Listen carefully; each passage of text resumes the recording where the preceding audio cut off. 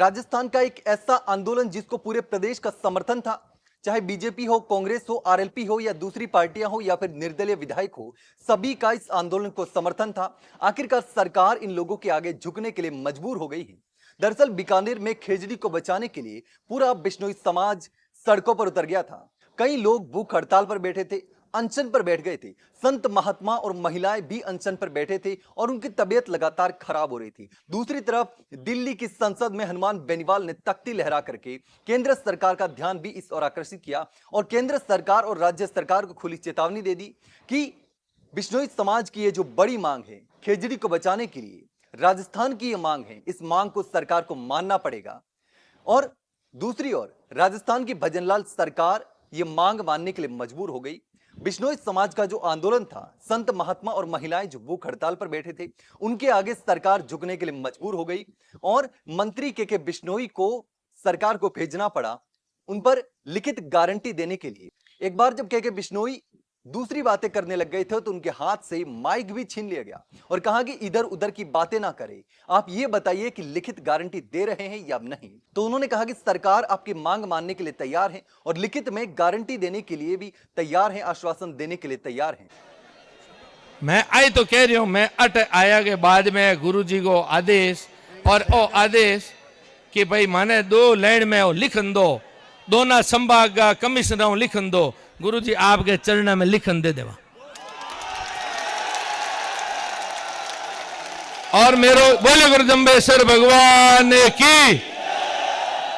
और अब गुरुजी हाँ आज तो और पता दोनों संभाग की बात कर ली नहीं, मैं लिखन दे देवा।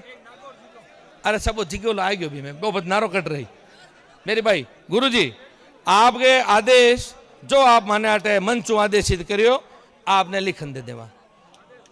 कानून आवण तक जो आगामी कानून आ रहे हो जो प्रक्रिया है, जब तक आपने लिखन दियो।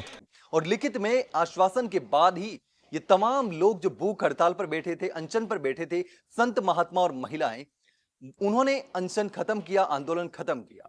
लेकिन लगातार पिछले कई दिनों से ये आंदोलन चल रहा था और उन्होंने खुली चेतावनी दे दी थी कि सरकार ने अगर बिश्नोई समाज की ये मांग नहीं मानी, जनता की ये मांग नहीं मानी, खेजड़ी को लेकर के कोई कानून नहीं बनाया या सख्त कदम नहीं उठाया, तो फिर आने वाले समय में सरकार की मुश्किलें बढ़ सकती हैं। जिस तरीके से जैसलमेर में, बाड़मेर में, बीकानेर में लगातार खेजड़ियां काटी जा रही थी और उसको लेकर ही रविंद्र सिंह भाटी भी लगातार मुखर थे, विधानसभा में भी आवाज उठाई थी। रविंद्र सिंह भाटी ने कहा था कि 26 लाख खेजड़ी के पेड़ काटे जा चुके हैं और 50 लाख पेड़ काटने की तैयारी चल रही है। उसके बाद मामला और ज्यादा गर्मा गया था और बिश्नोई समाज सड़कों पर उतर गया था।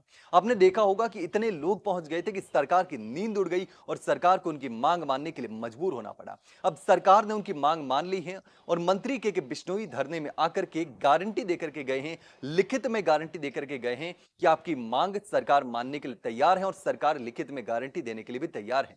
उसके बाद धरने पर बैठे तमाम लोग माने और आश्वासन के बाद ही, लिखित आश्वासन के बाद ही उन्होंने अनशन खत्म किया।